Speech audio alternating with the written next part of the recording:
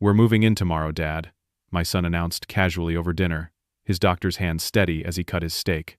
His lawyer wife nodded, smiling as if they'd done me a favor.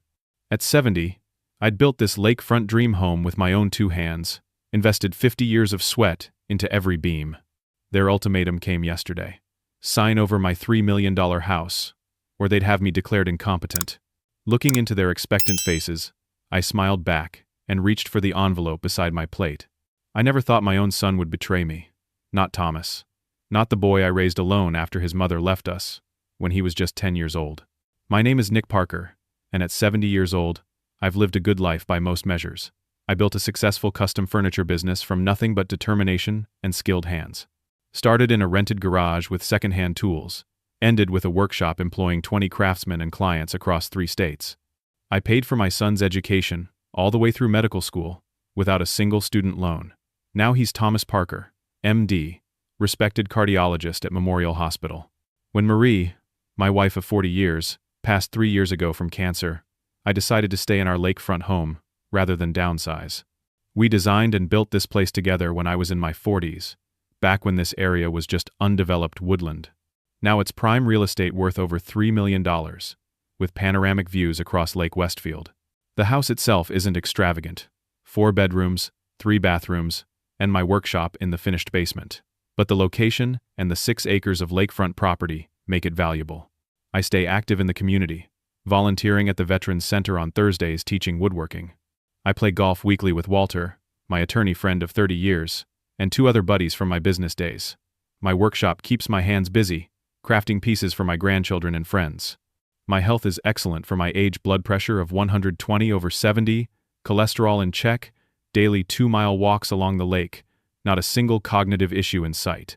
Thomas and his wife Amanda started visiting more frequently about 6 months ago. At first, I was delighted. They live just 30 minutes away in Fairview Heights, where Amanda practices corporate law. Suddenly, they were coming for dinner twice weekly, bringing groceries I didn't ask for, asking detailed questions about my daily routines. "Dad, are you remembering to take your vitamins?"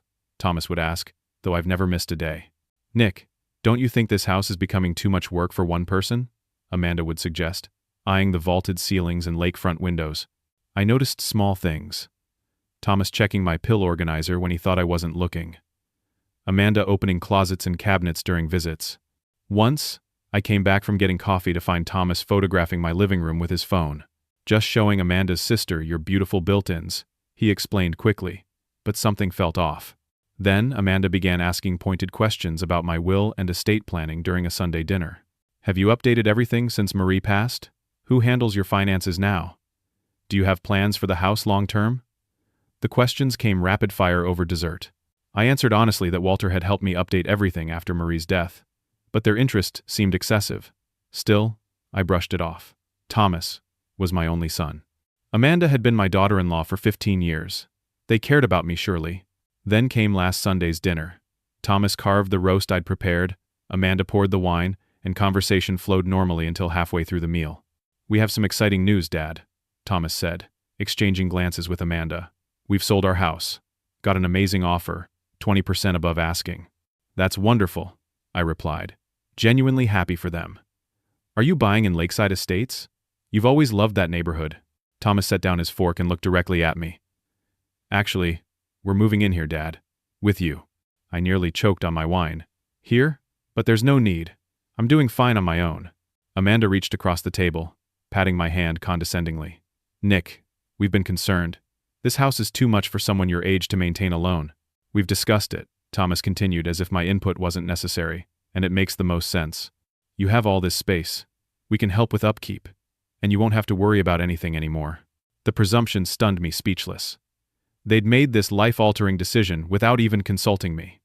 As I struggled to respond, Thomas dropped the real bombshell. "We're moving in tomorrow, Dad.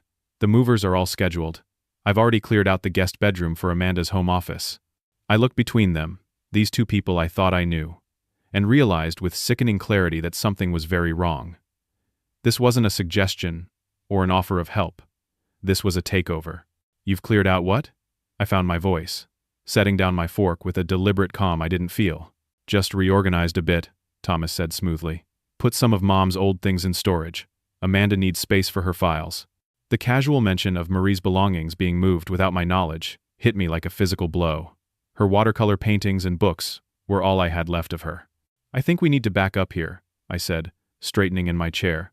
This is my home. You don't get to decide you're moving in without even asking me. Amanda's smile tightened. Nick, we're not asking. We're telling you what's happening because we care about you. Care about me? By making decisions about my life without my input? Thomas sighed dramatically, as if I were being difficult. Dad, we've noticed things. Concerning things. What things? I demanded, feeling a chill creep up my spine.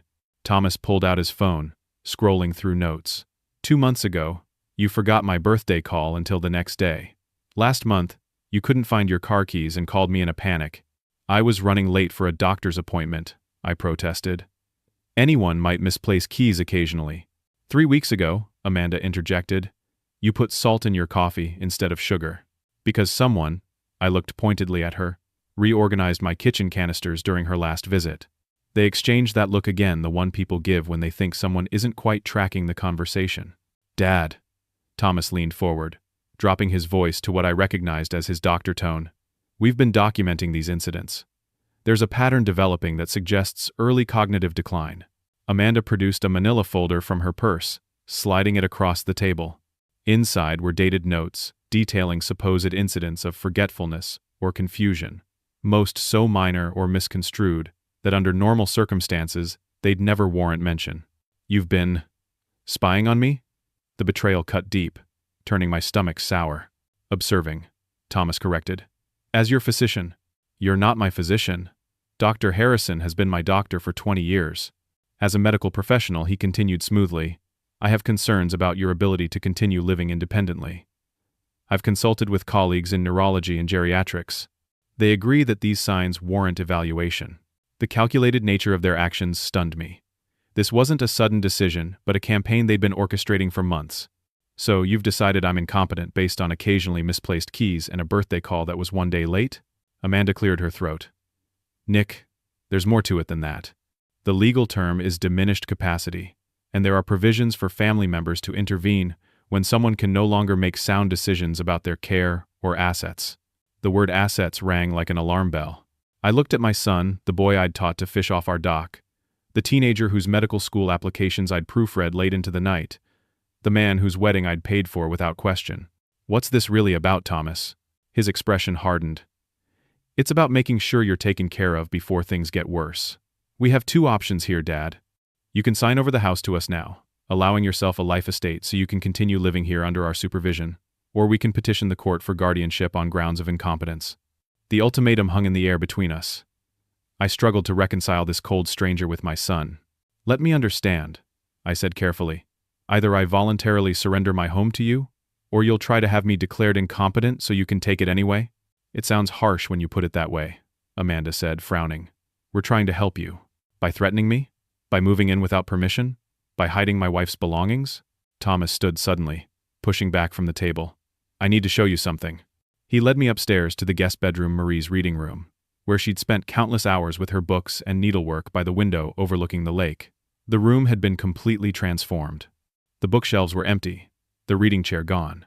Tape marks on the floor indicated where new furniture would go. Amanda needs a proper workspace, Thomas explained, gesturing to the measurements. Her firm allows partial remote work now. We'll put her desk under the window, filing cabinets along that wall. I stared at the tape outlines, remembering Marie curled in her chair, reading glasses perched on her nose. They hadn't just planned to move in tomorrow, they'd already begun erasing her presence. How long have you been planning this? I asked, my voice barely audible. Thomas checked his watch instead of meeting my eyes. Does it matter? It's happening, Dad. The decision has been made. As we returned downstairs, I noticed a business card on the entry table that hadn't been there before.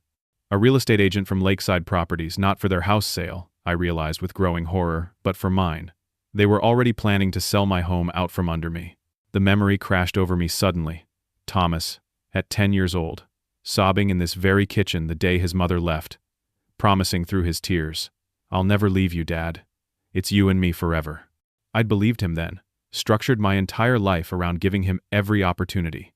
I'd been there for every school play, every graduation, worked overtime to afford his education. When he'd married Amanda, I'd welcomed her as the daughter I never had. And now they stood in my dining room, calmly discussing how to strip me of my autonomy and my home. "I'll need time to think about this," I managed to say. Amanda glanced at her watch. "The movers come at 9 tomorrow morning. We need your decision tonight, Nick." "We brought the paperwork," Thomas added, pulling legal documents from his briefcase. "It's all standard. Walter can review it later if you want, but it's straightforward. You sign the deed over to us, retaining life tenancy rights." I sat heavily in my chair, staring at the papers. Everything within me wanted to throw them out of my house, to rage against this breathtaking betrayal. But something held me back. A small, calculating voice that warned me to play along until I understood the full scope of their plan. "I need to sleep on this," I insisted. "Just tonight. You can move in tomorrow as planned, but I'll sign the papers after I've had time to process everything." They exchanged another of those looks before Thomas nodded reluctantly. "Fine. One night. But we need this resolved before the weekend." As they gathered their things to leave, Amanda paused in the doorway. "It's really for the best, Nick. You'll see that once everything's settled." After their car disappeared down the driveway, I sat alone in my living room, surrounded by memories and the crushing weight of betrayal. Everything I thought I knew about my family had just shattered. But beneath the pain, something else was stirring determination. They had underestimated me badly. If they wanted a fight, they would get one, but it wouldn't be the fight they were expecting. Sleep eluded me that night. Every creak in the house, every whisper of wind across the lake, reminded me that by this time tomorrow, my sanctuary would be invaded. The lakefront home where Maria and I had built our life together, where I'd spent countless hours teaching Thomas to build birdhouses and repair fishing reels, would no longer be solely mine. Even if I managed to delay signing over the deed, they were moving in regardless, a clear power play designed to pressure me into compliance. By dawn, I had a plan forming, not a reactionary explosion of anger, but something methodical and protective. I waited until 7:30, when I knew Walter would be having his morning coffee on his deck, and dialed his number. "Nick, to what do I owe the pleasure at this ungodly hour?" Walter's booming voice came through the speaker. "I need your help, Walt. Professionally, and as a friend. Can I come over? Now?" Something in my tone must have alerted him. "Come straight over. I'll put on a fresh pot." Walter's colonial-style home sat on the opposite side of the lake, a 15-minute drive around the shoreline. By the time I arrived, he had coffee waiting, and his reading glasses perched on his nose, a sign he was ready for serious discussion. I laid out everything: Thomas and Amanda's surprise announcement, the ultimatum, the documentation of supposed mental lapses, the transformed guest room, and the legal threats. Walter's expression darkened with each detail. By the time I finished, his face was flushed with anger. "Those ungrateful little," he muttered, pacing his sunroom. "You paid for that boy's entire education. You gave him everything. I need to know my options, Walt. They're moving in today. I've bought myself until the weekend before signing anything, but they're clearly prepared to pursue guardianship if I refuse." Walter removed his glasses, polishing them with a handkerchief, his thinking gesture from 30 years of legal practice. "First things first.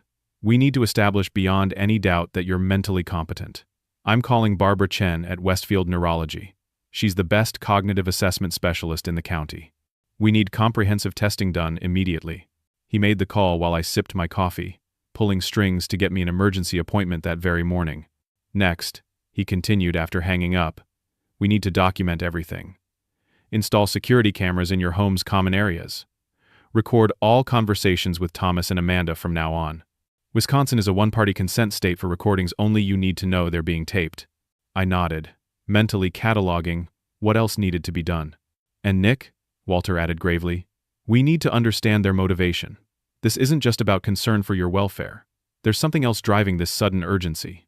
The cognitive testing with Dr. Chen took 3 hours: memory assessments, problem-solving exercises, spatial reasoning tests. At the end, she smiled warmly. "Mr. Parker, your cognitive function tests in the 95th percentile for your age group. There is absolutely no indication of dementia or even mild cognitive impairment. In fact, your executive function scores match those of many healthy 50-year-olds. Relief flooded through me. Although I'd known I was fine, having medical confirmation removed one potential weapon from Thomas and Amanda's arsenal. "I need comprehensive documentation," I told Hare. "Multiple copies. Of course. I'll prepare a full report today and have it notarized." "May I ask why?"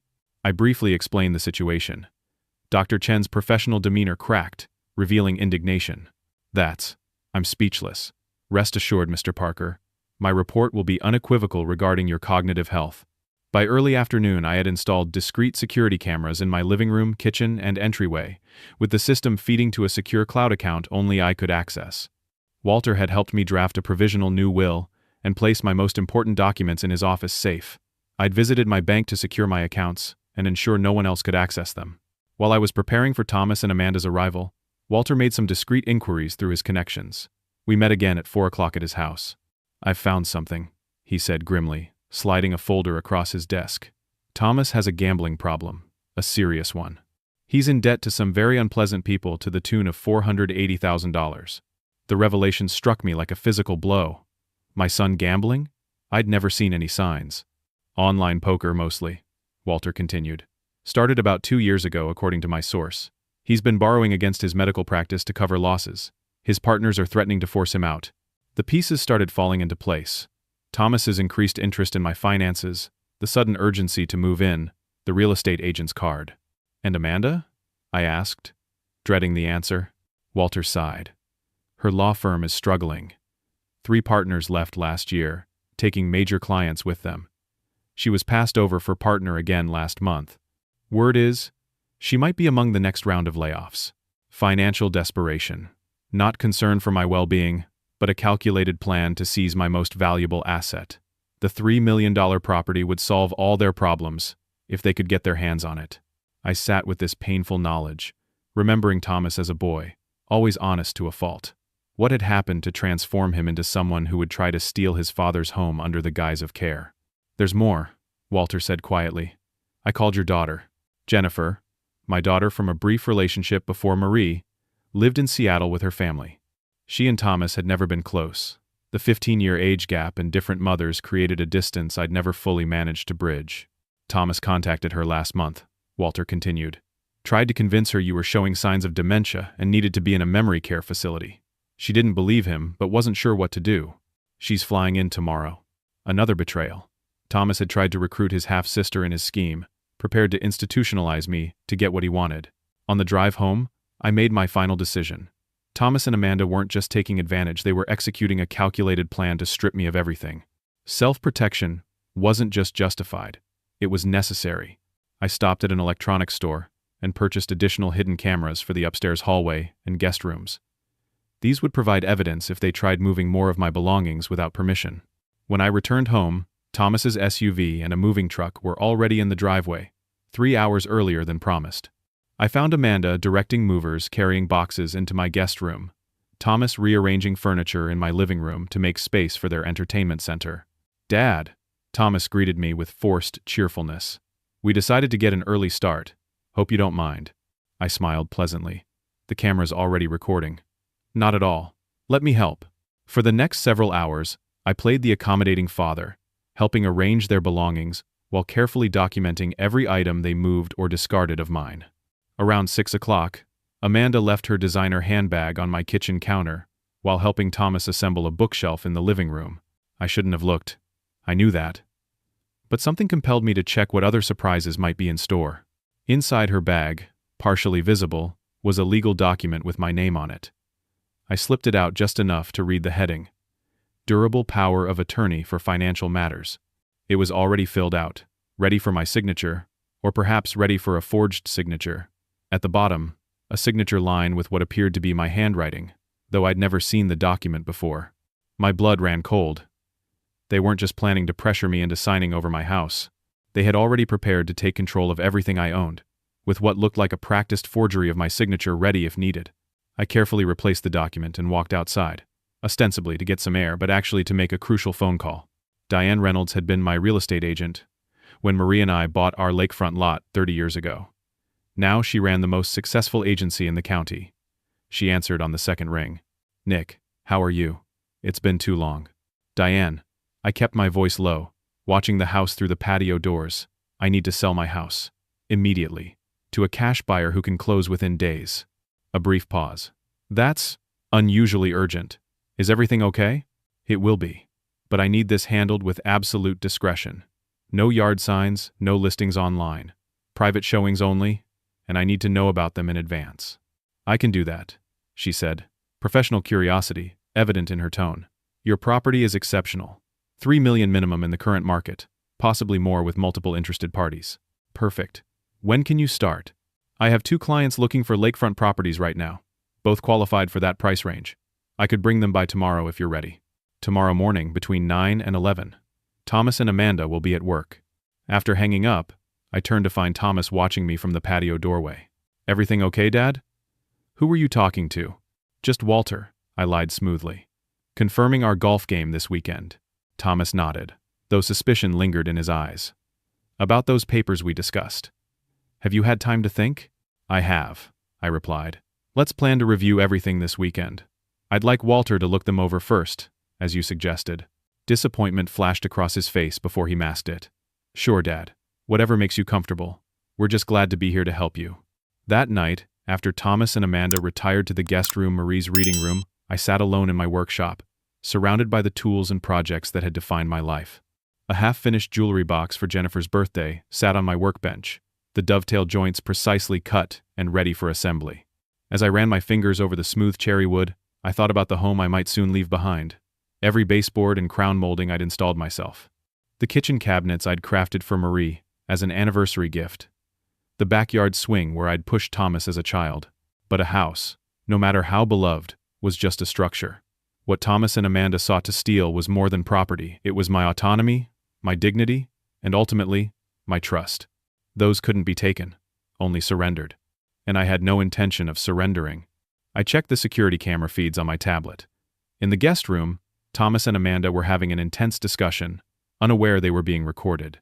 We need those papers signed before Jennifer gets here, Amanda was saying. She'll complicate everything. He's stalling, Thomas replied.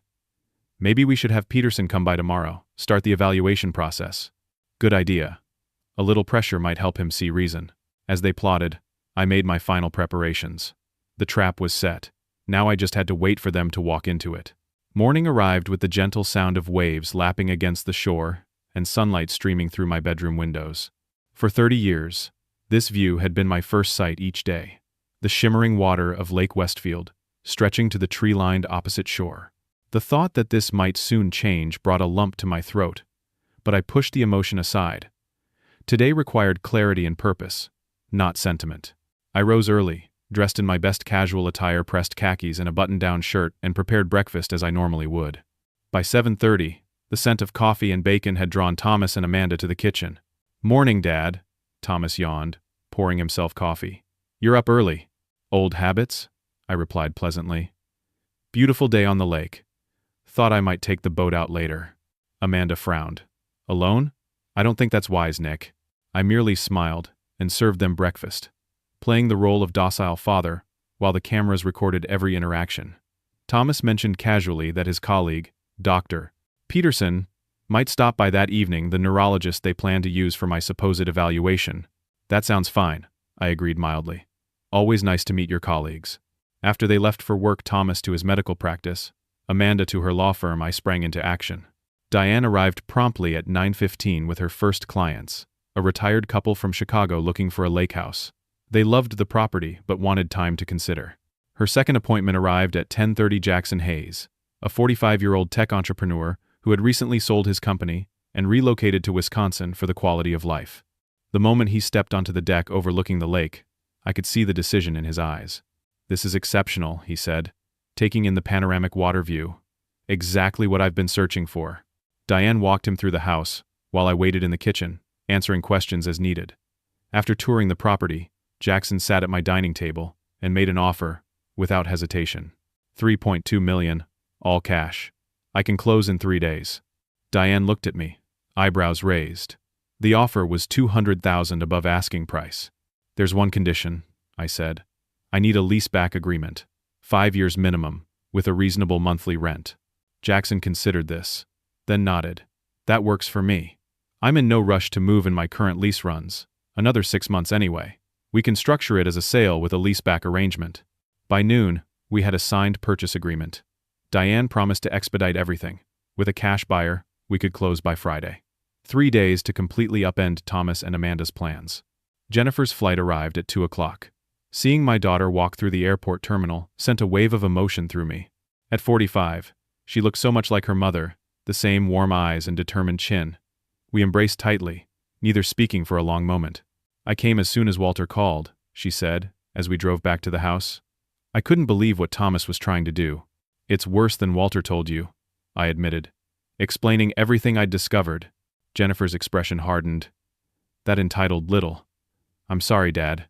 I knew we weren't close, but I never thought he'd try something like this." "People do desperate things when they're in financial trouble," I said, though the justification felt hollow even to my ears. "Financial trouble doesn't justify elder abuse," she replied firmly. When we arrived home, I showed Jennifer the security camera system and played back some of Thomas and Amanda's conversations from the previous evening. Her face grew increasingly troubled as she listened to them discuss strategies for pressuring me to sign over my assets. "They're coming at 7 tonight with their doctor friend," I explained. "I need you to be here but stay upstairs until I call you. Can you do that?" She nodded grimly. "Whatever you need, Dad." The hours until evening passed in quiet preparation. Jennifer helped me organize my documentation, Dr. Chen's cognitive assessment, financial statements showing my excellent money management, and the evidence of Thomas's gambling debts Walter had uncovered. At 6:55, Thomas's SUV pulled into the driveway, followed by a black sedan I didn't recognize.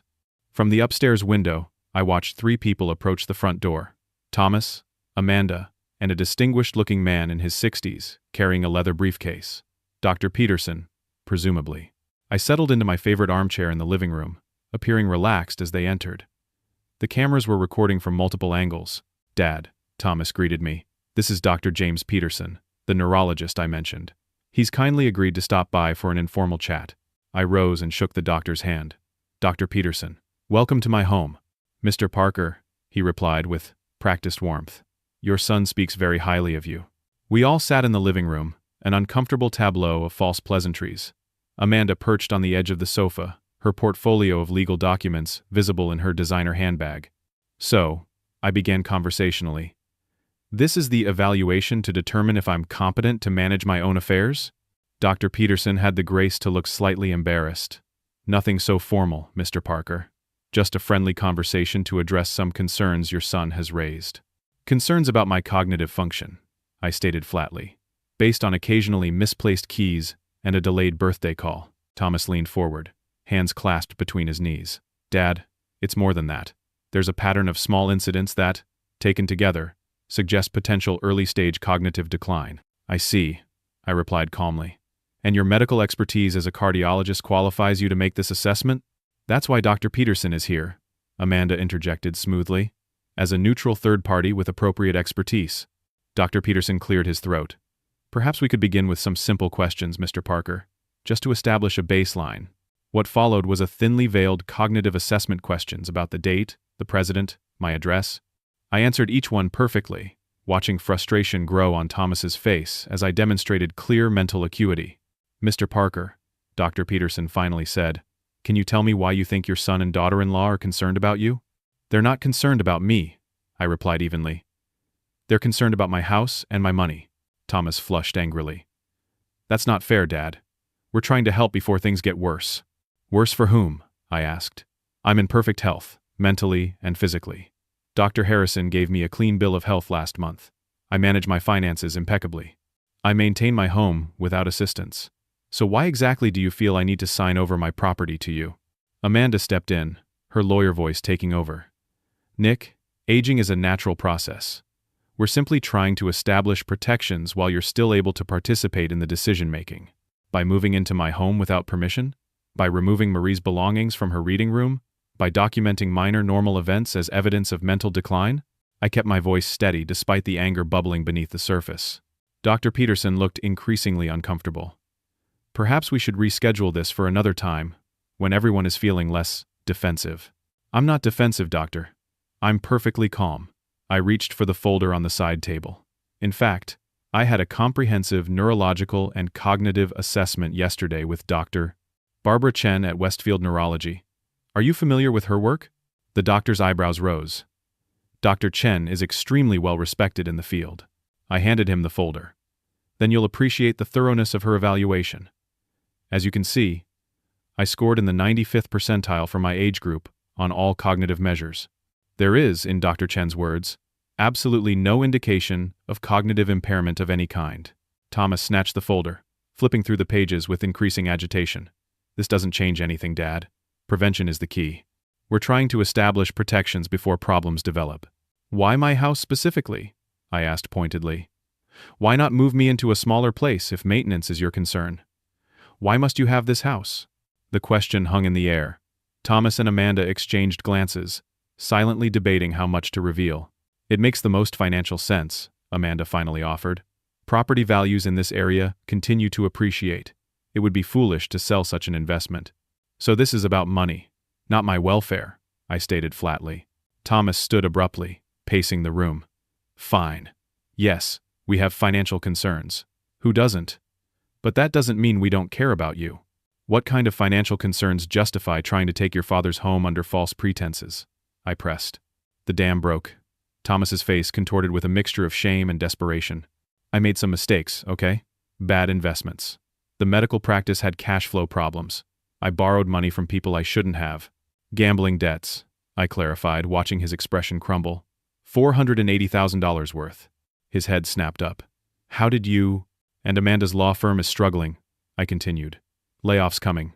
Partner track derailed again. Amanda's professional composure faltered. Who told you that? Does it matter? What matters is that instead of coming to me honestly and asking for help, you concocted this elaborate scheme to have me declared incompetent and seize my assets. Dr. Peterson stood, gathering his briefcase. I believe my presence is no longer appropriate. This appears to be a family matter rather than a medical one. Before you go, doctor, I said, I'd like your professional opinion, based on our interaction and Dr. Chen's assessment.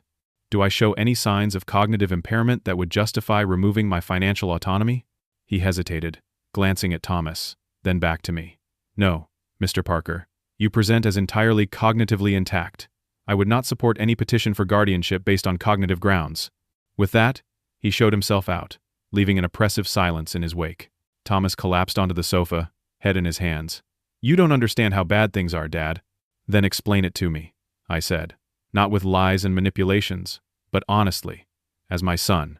The story tumbled out online poker games that started as entertainment during the pandemic, escalating bets to recover losses, loans from questionable sources when legitimate options ran dry. Amanda had tried to help cover the shortfalls by taking increasingly risky clients, cutting ethical corners that had damaged her professional reputation. We're underwater, Dad, Thomas concluded. The house, cars, everything. If I don't pay back certain people soon, it's not just bankruptcy we're facing. So your solution was to take my home and liquidate my assets, I summarized. It's our inheritance anyway, Amanda said, immediately regretting the words as they left her mouth. I stood slowly, drawing myself to my full height.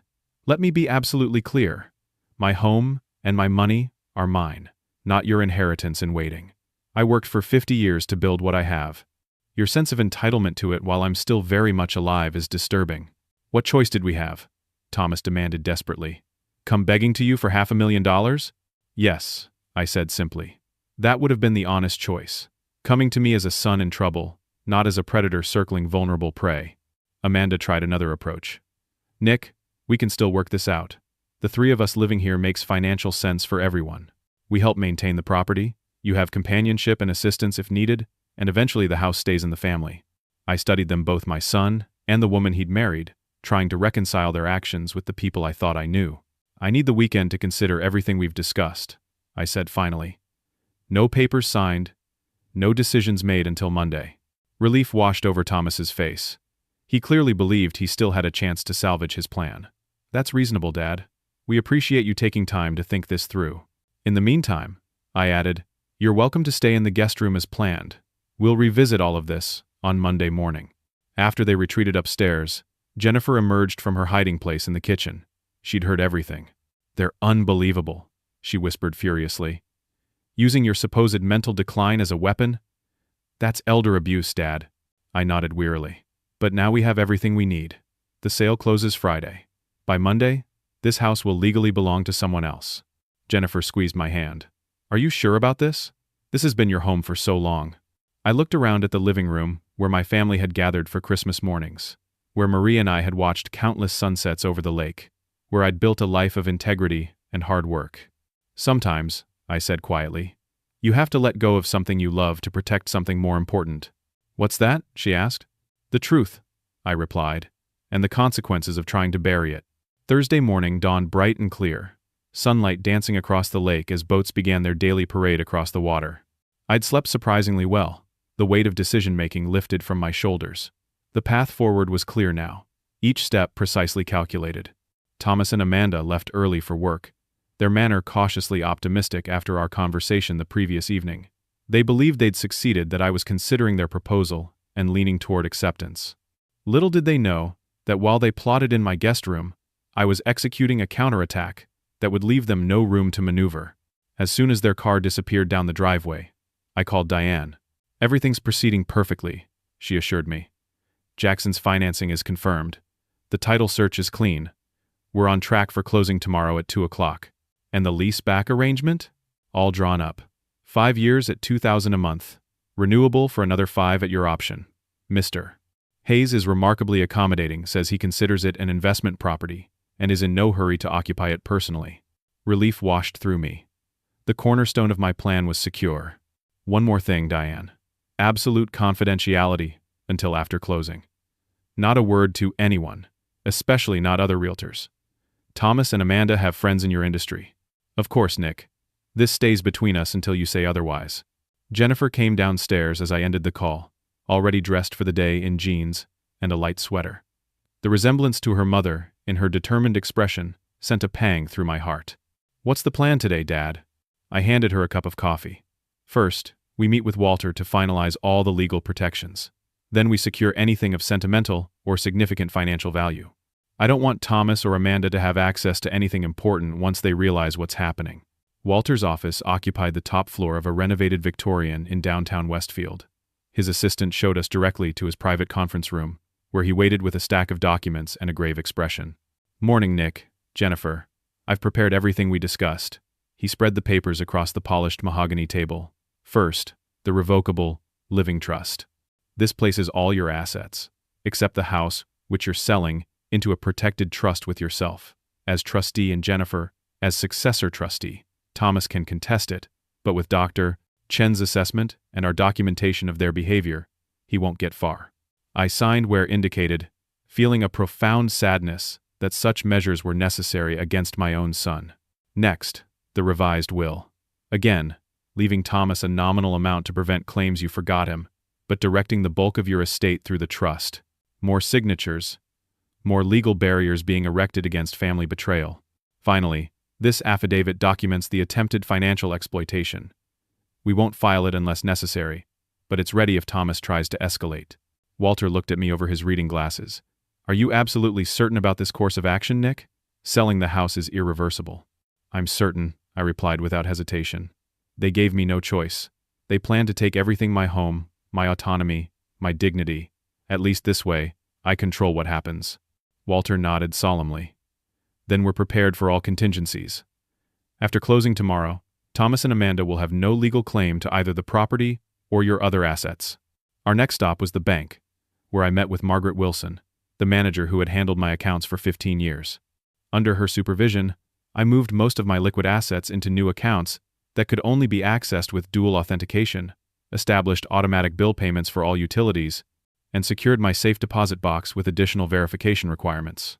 This is quite a sudden change, Mr. Parker, Margaret observed as she processed the paperwork. Is everything all right? Just updating my financial security, I replied with a smile that didn't reach my eyes. At my age, it pays to be cautious. By early afternoon, Jennifer and I had returned home to begin the delicate process of securing items of particular value, both monetary and sentimental. Marie's jewelry went into a locked case that would accompany me regardless of where I lived. Family photos were carefully packed into labeled boxes. My woodworking tools, some handed down from my father, were inventoried and secured in the workshop. As I carefully wrapped Marie's collection of hand-blown glass figurines, a wave of memories washed over me. Our 30th anniversary trip to Vermont, where she'd fallen in love with the glass-blowing studio.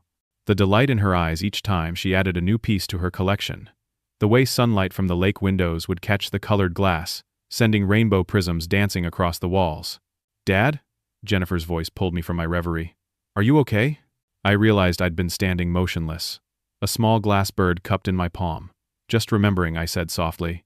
Your stepmother loved these little treasures. Jennifer placed a gentle hand on my shoulder. We'll make sure they're safe. No matter where you live, these memories come with you. By late afternoon, we had secured everything truly important. What remained was merely property valuable, certainly, but replaceable.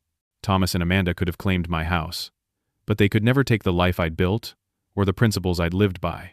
The security cameras alerted us to their return at 5:30. Jennifer and I had just finished dinner, the kitchen restored to its usual immaculate condition. No sign remained of our day's activities.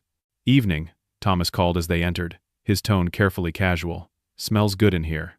Leftover lasagna in the fridge if you're hungry, I offered politely. Amanda noticed Jennifer immediately, surprise flickering across her face. Jennifer, we didn't know you were visiting. Last-minute trip, Jennifer replied coolly. Wanted to see Dad. An uncomfortable silence stretched between them. Thomas and Jennifer had never been close.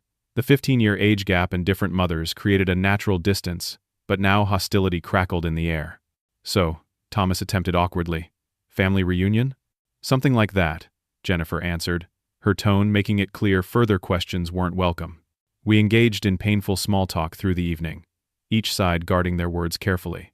Thomas and Amanda repeatedly tried to separate me from Jennifer, suggesting private conversations about family matters, but I refused to be isolated. After they finally retreated upstairs, Jennifer whispered, They're scared. They know something's happening but can't figure out what. Tomorrow it won't matter, I replied. After closing, they'll have no more cards to play.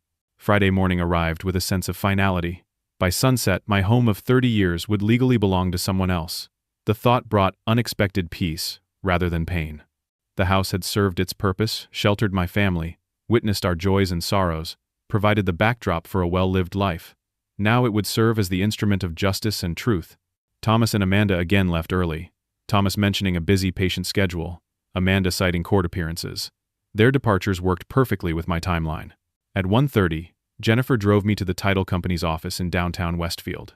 Walter met us there, along with Diane, Jackson Hayes, and the necessary legal representatives. The closing proceeded smoothly. Papers signed, funds transferred, handshakes exchanged. By 2:45, it was complete. The lakefront property legally belonged to Jackson Hayes, with a 5-year lease guaranteeing my continued residence.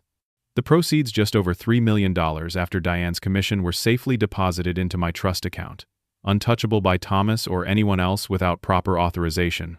Congratulations, Jackson said, shaking my hand warmly. And thank you for trusting me with your beautiful home. I promise to be a hands-off landlord for as long as you want to stay. I felt an odd mixture of loss and liberation. The property was no longer mine, yet I had regained something more valuable: control over my life and legacy. What happens now? Jennifer asked as we drove home. Now we wait, I replied. Thomas and Amanda will be back around 6. That's when the real confrontation begins.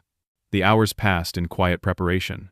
Walter joined us at 5, bringing dinner and moral support. At precisely 6 o'clock, headlights swept across the living room wall as Thomas's SUV pulled into the driveway. I settled into my armchair, the cameras recording, documents arranged neatly on the coffee table. Jennifer stood beside me, Walter slightly behind, a united front against what was to come. The front door opened, and Thomas stopped short at the unexpected tableau. Dad, what's going on? Why is Walter here? We need to talk, son, I said calmly. You too, Amanda. Please, sit down. They exchanged wary glances before taking seats on the sofa across from me. Amanda's eyes darted to the documents on the table, her lawyer's instincts clearly sensing danger. I've been doing some thinking, I began, about your concerns regarding my cognitive health and your proposal about this house. Thomas leaned forward eagerly. I'm glad, Dad. I know it seemed harsh at first, but it really is for the best. Is it? I asked quietly. For whose best? Exactly? For all of us, Amanda interjected smoothly. Family, taking care of family. I nodded thoughtfully. Family. That's an interesting concept coming from people who have been plotting to strip me of my assets and autonomy. Thomas's expression hardened. That's not fair. We're trying to help. Stop lying, Thomas. I cut him off. I know about your gambling debts. $480,000 to people who don't send polite collection notices. I know about Amanda's precarious position at her firm. I know you tried to convince Jennifer I needed institutionalization. Their faces drained of color simultaneously. Amanda recovered first. Whatever you think you know. I don't think. I know. I pressed a button on my phone. and Thomas's voice filled the room from the security camera recordings. "Once we get the house, we can sell it immediately. 3 million minimum in this market. Pay off my debts, buy something smaller in Madison, and still have enough to invest." Amanda's voice followed. "We need those papers signed before Jennifer gets here. She'll complicate everything." I stopped the playback. I have hours of similar recordings. Every conversation, every plan, every lie documented. Thomas stood abruptly. "You've been spying on us? In our own home?" "My home," I corrected. "And yes, I protected myself against people attempting to defraud me. Wisconsin is a one-party consent state for recordings." "Nick," Amanda tried. Lawyer mode engaging. "This is all a misunderstanding. If you'd let us explain—" "I think you've explained enough." I pushed a folder across the table. Dr. Chen's comprehensive cognitive assessment. No impairment whatsoever. No legal grounds for any competency challenge. Thomas paced the room, running hands through his hair. "Fine. We approached this badly. But Dad, we still need help. I'm in serious trouble. These aren't people you can negotiate with." "You should have come to me honestly," I said, the pain of his betrayal evident in my voice. "As my son, not as someone trying to steal from me." "I was desperate," he shouted. "What was I supposed to do?" "Not this," Jennifer interjected fiercely. "Anything but this." I held up my hand for silence. "It doesn't matter now. What's done is done." "So what happens now?" Amanda asked cautiously. "Where do we go from here?" I took a deep breath, steeling myself for what came next. "As of 2:45 this afternoon, this house no longer belongs to me." Thomas froze mid-pace. "What are you talking about?" I slid the final document across the table, the closing statement from the title company, with Jackson Hayes' name as the new owner. "I sold the house. $3.2 million. Cash deal. Closed today." The blood drained from Thomas's face as he snatched up the document, scanning it with disbelief. "You can't. This can't be legal. You can't sell without telling us." "I can, and I did," I replied calmly. "The property was solely in my name. I'm of sound mind, as medically certified. The sale is complete and irreversible." Amanda grabbed the papers, her legal training kicking in as she searched frantically for any flaw or loophole. This is perfectly legal," Walter supplied from behind me. "Notarized, recorded with the county, funds transferred, ironclad." Thomas collapsed onto the sofa, face ashen. "Where are we supposed to live? You've sold our home out from under us." "Your home?" I raised an eyebrow. "I thought it was my home until you decided to claim it." Interesting how perspectives shift when circumstances change. "Dad," Thomas's voice cracked with genuine fear.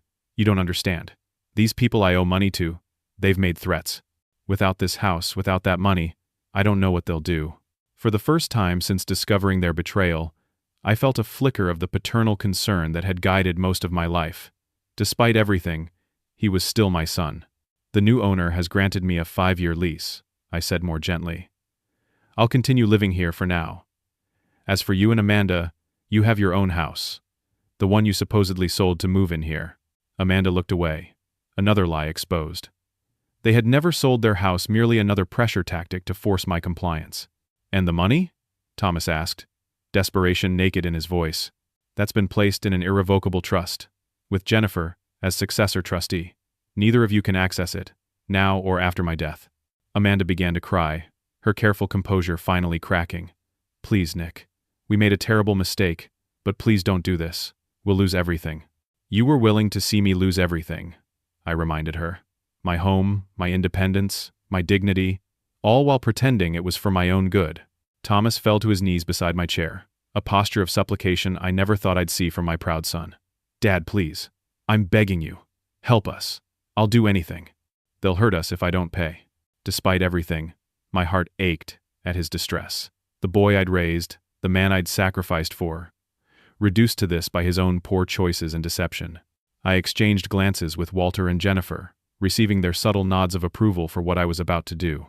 "I've already helped you, Thomas," I said quietly. "More than you know."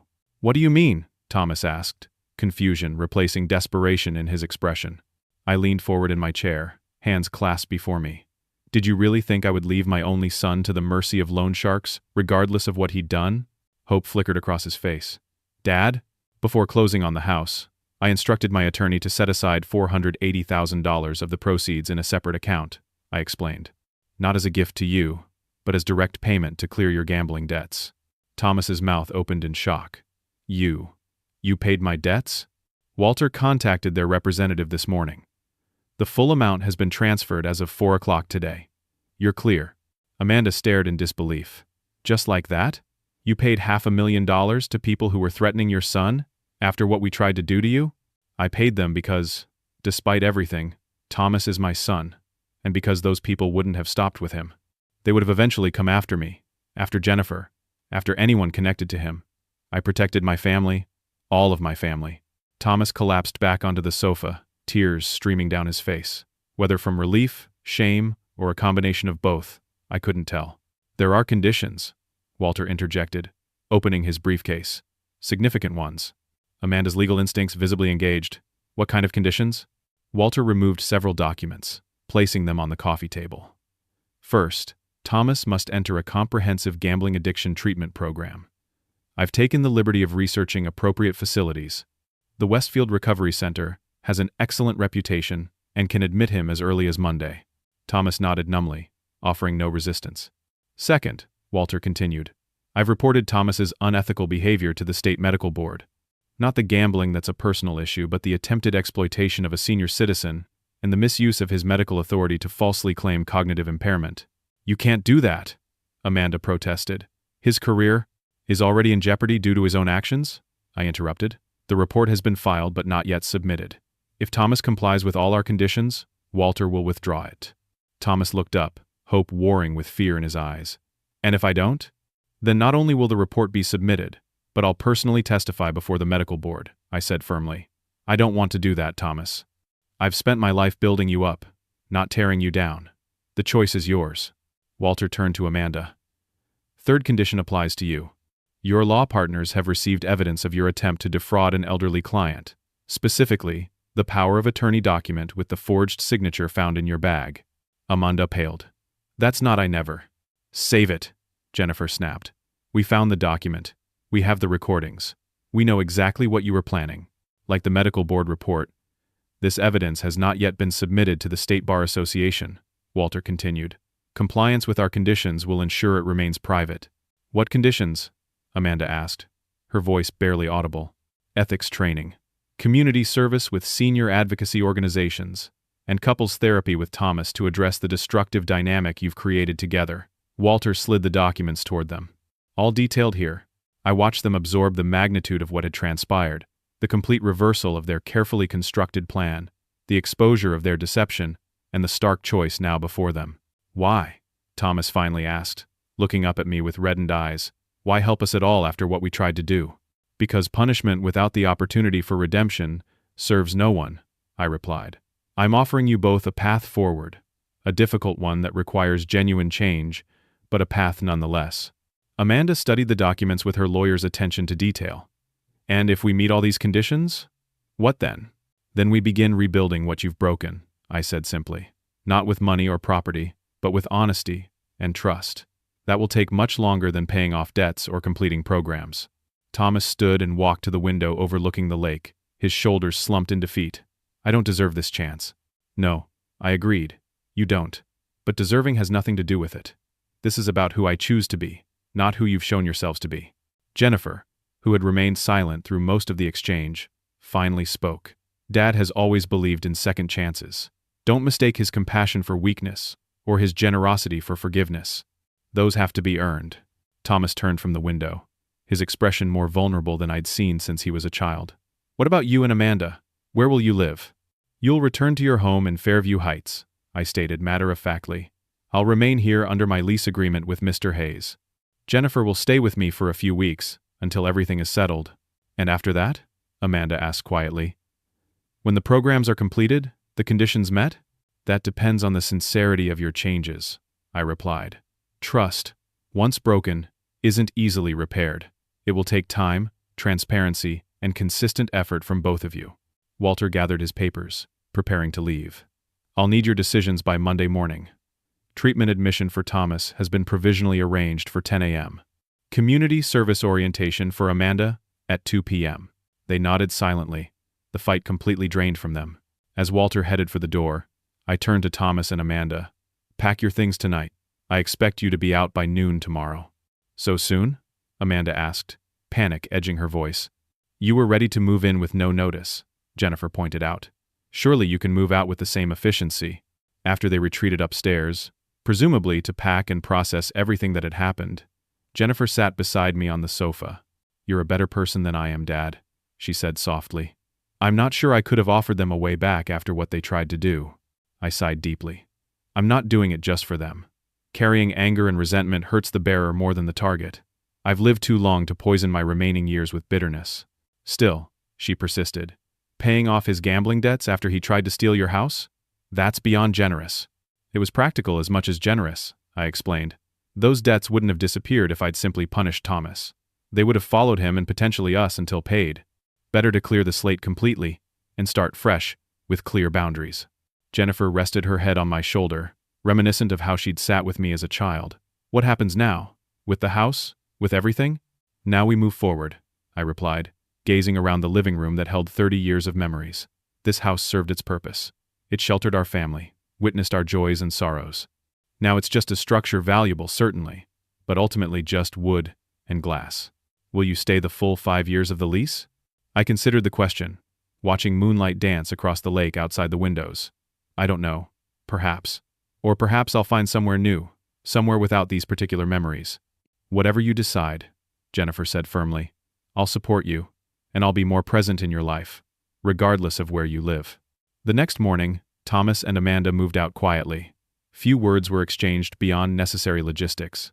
As their SUV backed down the driveway, loaded with hastily packed belongings, I felt an odd mixture of sadness and relief, an ending and a beginning simultaneously. Thomas paused before getting into the car, turning back toward me where I stood on the front porch. Dad, he started, then faltered, unable to find adequate words. Monday, I reminded him gently. 10 a.m., don't be late. He nodded, a glimmer of determination replacing the shame in his eyes. I won't be. As their car disappeared down the road, Jennifer joined me on the porch, slipping her arm through mine. Think they'll follow through? She asked, skeptically. I hope so, I replied, for their sakes as much as mine. Together, we turned back toward the house. Not my house anymore, but still my home, at least for now. The sunlight sparkled on the lake beyond, constant, despite everything that had changed. 6 months passed, like water flowing down the lake, sometimes smooth and tranquil, other times turbulent with unexpected currents. Autumn gave way to winter, the lakefront transforming from vibrant colors to crystalline white as snow blanketed the shoreline and ice formed along the edges of the water. I remained in the house under my lease agreement with Jackson Hayes, who proved to be the ideal landlord respectful of my privacy, prompt with any necessary repairs, and genuinely interested in preserving the property's character. We developed a friendship of sorts, occasionally sharing coffee on the deck during his monthly inspections. Ever regret selling? He asked one crisp February morning as we watched bald eagles soaring over the frozen lake. Not the house itself, I replied thoughtfully. Sometimes I miss the ownership, the absolute certainty that this place was mine.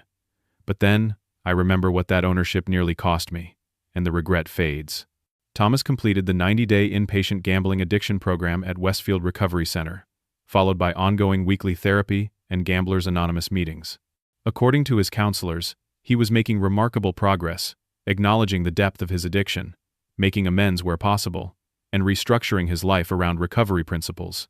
Amanda fulfilled her community service requirement at the Westfield Senior Advocacy Center, initially approaching it as merely a box to check but gradually developing genuine connections with the elderly clients she assisted.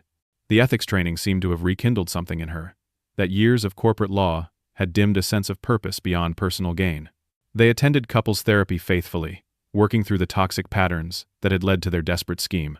According to their therapist, who provided general updates with their permission, they were confronting difficult truths about their relationship and making tentative progress toward healthier communication. I maintained my distance during those months, allowing them space to demonstrate genuine change before risking further disappointment. Jennifer visited regularly from Seattle, extending her initial stay to 3 weeks and returning monthly thereafter. Our relationship, always warm but sometimes distant due to geography, deepened into a true friendship between equals. Walter kept me updated on the legal aspects of our arrangement, confirming that both Thomas and Amanda were meeting all specified conditions. The reports to the Medical Board and Bar Association remained unfiled, held in reserve should they backslide. On a snow-covered Sunday in March, exactly 6 months after the confrontation that had changed everything, I invited Thomas and Amanda to dinner at the lake house. It would be our first substantial interaction since they'd moved out that fateful day. They arrived precisely on time, bearing a bouquet of yellow roses, Marie's favorite, a detail that suggested genuine thought rather than obligatory courtesy. I welcomed them into the home that had once nearly destroyed our family, now transformed into neutral territory for potential reconciliation. Dinner was simple Marie's lasagna recipe, garlic bread, and a salad served in the dining room rather than the kitchen to provide a more formal setting. Conversation remained cautious, focused on neutral topics like the unseasonably cold weather and Jennifer's upcoming visit. After dessert, we moved to the living room, the tension between us palpable, despite our efforts at normalcy. Thomas sat perched on the edge of the sofa, hands clasped between his knees, while Amanda maintained a careful distance beside him. 6 months, I began, breaking the uncomfortable silence. Walter tells me you've both complied with all conditions of our agreement. Thomas nodded. Yes. I've completed the inpatient program, and continue with outpatient therapy 3 times weekly. No gambling, not even lottery tickets. Total abstinence. And the medical practice? I inquired. I took a 3-month leave initially, he explained. Returned part-time in January. My partners have been surprisingly supportive once I was honest about the addiction.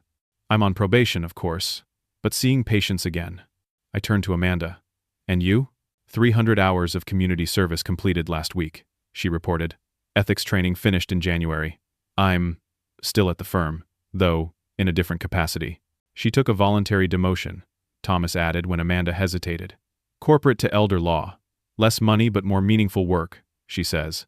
A slight smile crossed Amanda's face. The irony isn't lost on me. I'm now advocating for the population I once tried to exploit. The seniors at the center, they've changed my perspective, in ways I didn't expect. I studied them both, looking beyond words to body language, tone, subtle expressions. There was a humility present that had been entirely absent 6 months ago, a tentative accountability that seemed genuine rather than performative. Why did you agree to my conditions? I asked suddenly. You could have fought the medical board report, the bar complaint. Powerful people often find ways around consequences. Thomas and Amanda exchanged glances, some unspoken communication passing between them. Because we were wrong, Thomas said simply. Completely, inexcusably wrong. No justification, no defense. And because we wanted a chance to rebuild, Amanda added. Not to get your money or property, but to recover what really matters: trust, family, integrity. We've lost your trust, Thomas acknowledged, meeting my gaze directly for perhaps the first time since the confrontation. We know that. We've accepted it might never fully return. But we're committed to being different people than we were 6 months ago, whether you ever forgive us or not. I leaned back in my chair, considering their words. Forgiveness isn't a single moment, Thomas. It's a process, one that may take years. I'm still working through it myself. We understand, Amanda assured me. We're not asking for forgiveness yet, just a chance to demonstrate that our changes are real. Rising from my chair, I walked to the fireplace mantel where family photos still stood. Thomas's medical school graduation, Jennifer's wedding, Marie and me, on our 40th anniversary. A visual timeline of love and commitment, temporarily shadowed by betrayal, but perhaps not permanently destroyed. I've spent 6 months thinking about what happened, I said, turning back to face them, trying to understand how my son, the boy I taught to fish off our dock, the young man whose education I prioritized above everything, could have convinced himself that deceiving and exploiting his father was justifiable. Thomas flinched visibly, but didn't look away. I have no excuse. The gambling warped my thinking, but that doesn't absolve me. I betrayed everything you taught me about integrity, and I enabled and encouraged it, Amanda admitted. Used my legal training to find the mechanisms for taking what wasn't ours to take. I returned to my chair, leaning forward to address them directly. Here's what I've concluded. People make terrible choices when they're desperate, afraid, or convinced they're entitled to something. You were all three. The gambling created desperation, the debts created fear, and somewhere along the way, you both developed a sense of entitlement to what I had built. They nodded solemnly, offering no defense. The question isn't whether you were wrong. We all know you were. The question is whether you're genuinely becoming different people who wouldn't make those same choices again. We are, Thomas insisted, emotion thickening his voice. The programs, the therapy, they've helped, but what's really changed us is confronting what we nearly destroyed. seeing ourselves clearly, maybe for the first time. Amanda reached for Thomas's hand, their fingers intertwining in a gesture that seemed supportive rather than conspiratorial. We don't expect immediate trust. We're prepared to earn it slowly, consistently, for as long as it takes. I studied them for a long moment, before nodding slowly. Then we begin there, not with trust yet, but with opportunity. Small steps, consistent over time. Relief washed over their faces, though neither rushed to presume too much from this tentative opening. "Thank you," Thomas said simply. "For what it's worth," Amanda added hesitantly, "I'm genuinely grateful for the work at the senior center. It's opened my eyes to the vulnerability many elderly people face, often from their own families. The irony isn't lost on me.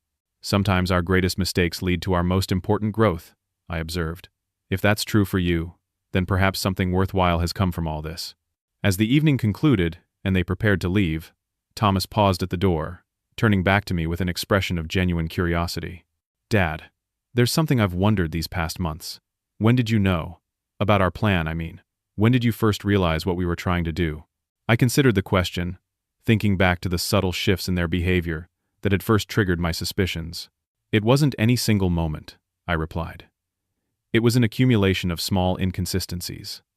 Questions that seemed innocuous individually, but formed a pattern together. But if I had to choose one moment when suspicion became certainty, it was finding Amanda photographing the guest room with measuring tape, planning your office layout before you'd even suggested moving in." Amanda flushed with embarrassment. "I was so focused on getting what we wanted that I never considered how transparent our actions might be. Deception requires more skill than most people possess," I noted, "especially when trying to deceive someone who's known you for years." Thomas shook his head ruefully. "We were so convinced you were showing cognitive decline that we never considered you might be 3 steps ahead of us the entire time.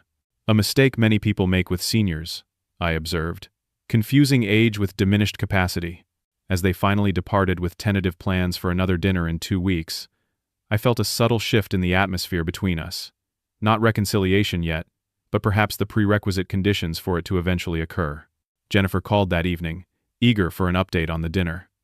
As I recounted the conversation, she listened with the careful attention that had always characterized her approach to complex situations. "You're giving them another chance," she noted when I finished. "Are you sure that's wise?" "Not another chance to hurt me," I clarified. "A chance to prove the changes they claim are genuine, with appropriate boundaries and expectations. And if they fail again, then I'll know I gave them every possible opportunity to do the right thing," I replied. "I can live with that knowledge, regardless of their choices." Over the subsequent months, our family began a careful reconstruction process. Thomas and Amanda maintained their commitment to recovery and growth. Sunday dinners became a monthly tradition, gradually increasing in frequency as small measures of trust were established and maintained. By the time autumn returned to Lake Westfield, painting the shoreline in brilliant reds and golds, we had established a new normal different from what had come before, shaped by the painful lessons of betrayal and forgiveness, but ultimately stronger for having weathered the storm. On a particularly beautiful October evening, almost exactly 1 year after the confrontation that had changed everything, we gathered on the deck overlooking the lake myself, Thomas, Amanda, Jennifer and her husband visiting from Seattle, and even Jackson Hayes, who had become a friend as well as a landlord. As the sun set over the western shore, casting long golden reflections across the water, Thomas raised his glass in a toast. "To second chances," he said, his voice steady with the hard-won confidence of recovery, "and to the wisdom of a father who offered one when it wasn't deserved. To family," Amanda added, "the ones we're born to, and the ones we choose. To integrity," I concluded, looking around at the assembled faces, some bound by blood, others by choice, all connected by the invisible threads of shared experience. The foundation that, once rebuilt, can support anything life brings our way. Later, as the others chatted inside, I remained on the deck alone, watching stars appear one by one in the darkening sky. The house behind me was no longer legally mine, yet it had served its final and perhaps most important purpose, becoming the catalyst for truth, when deception threatened to destroy what mattered most. Materials, possessions, no matter how beloved or valuable, ultimately remain just things. Houses can be sold, assets transferred, legal ownership changed with the stroke of a pen. But the deeper possessions, integrity, truth, the courage to stand firm when threatened, these cannot be taken, only surrendered. And I had refused to surrender what mattered most. even when doing so would have been easier. Some might view selling my beloved lakefront home as a loss. I had come to see it differently, not as something taken from me, but as something I had used to protect values far more precious than property. The house had served its purpose. The family it had sheltered was finding its way back to solid ground. That, I reflected as the moon rose over Lake Westfield, was a fair exchange by any measure. Have you ever faced a situation where a family member betrayed your trust? How did you handle it? I believe second chances are powerful, but they must come with accountability and genuine change. What lessons have you learned about forgiveness in your own life? Please share your thoughts in the comments below. Like this video if my story resonated with you. Subscribe for more real-life experiences, and share with someone who might need to hear this message of setting boundaries with love. Thank you for listening to my story, and I wish you strength and wisdom in your own family relationships.